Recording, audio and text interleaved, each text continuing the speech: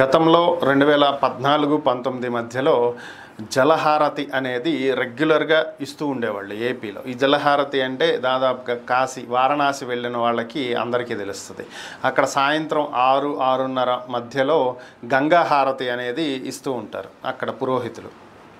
అదే తరహాలో ఏపీలో కూడా కృష్ణా గోదావరి నదుల సంగమం జరిగేటువంటి ఘాట్ దగ్గర ప్రతిరోజు సాయంత్రం పూట ఇక్కడ కూడా జలహారతి ఇస్తూ ఉండేవాళ్ళు. అయితే అది తర్వాత ప్రభుత్వం మారిన తర్వాత ఇక పూర్తిగా దాన్ని పక్కన పెట్టేశారు. జలహారతులు అనేవి ఇప్పుడు ఇవ్వట్లేదు. అయితే మరలా ఇప్పుడు ప్రభుత్వం మారినటువంటి నేపథ్యంలో మరలా జలహారతులను పునరుద్ధరించబోతున్నాం, మళ్ళీ మొదలు పెట్టబోతున్నాం అని చెప్పి దేవాదాయ శాఖ మంత్రి ఆనం రామనారాయణ రెడ్డి ప్రకటించడం జరిగింది. దీంతో పాటుగా 113 కోట్ల రూపాయలతోటి 160 దేవాలయాలను మరలా వాటిల్లో ఆధునిక సౌకర్యాలు కల్పించటం, కొన్ని శిథిలావస్థకు చేరిన వాటిని మరలా పునరుద్ధరించటం, ఇలాంటివి చేస్తున్నామని చెప్పి తెలియజేశారు. అలాగే కొన్ని దేవాలయాలకు దీపధూప నైవేద్యాల కోసం 5,000 రూపాయలు ప్రస్తుతం చెల్లిస్తున్నటువంటి పరిస్థితి, దీన్ని 10,000 రూపాయలకి పెంచుతున్నామని కూడా ఆయన తెలియజేశారు.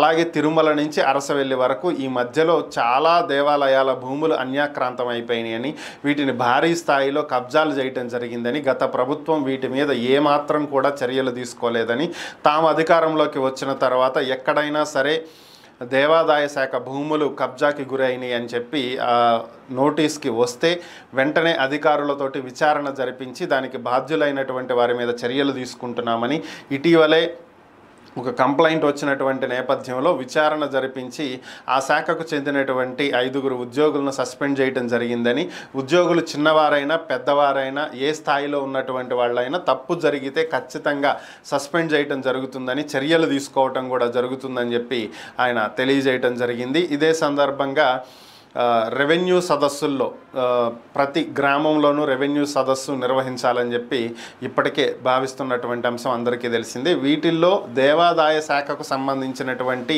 భూములకు సంబంధించి ఏవైనా సరే అవకతవకలు జరిగి ఉంటే వాటి మీద కంప్లైంట్లు కూడా ఇవ్వొచ్చని, ఈ అవకాశాన్ని ప్రజలు వినియోగించుకోవాలని, దాని ద్వారా దేవాదాయ భూములను కాపాడాలని చెప్పి ఆయన కోరటం జరిగింది.